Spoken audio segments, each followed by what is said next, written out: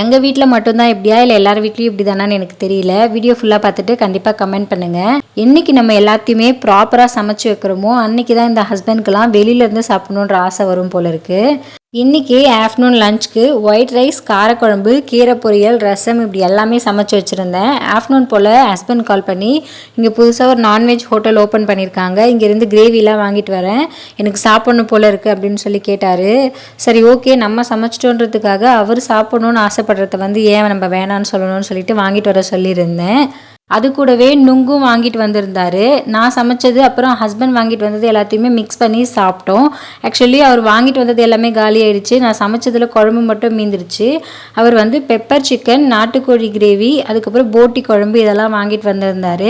அவர் வாங்கிட்டு வந்திருந்த 3 டிஷ்ஷுமே ரொம்ப நல்லா இருந்தது. வீட்டில் செஞ்ச மாதிரியே இருந்தது. உங்கள் வீட்டில் எப்படின்னு கண்டிப்பாக கமெண்ட் பண்ணுங்கள். எங்கள் வீட்டில் எப்பயாவது இது போல் நடக்கும். Please subscribe. தேங்க்ஸ் ஃபார் வாட்சிங்.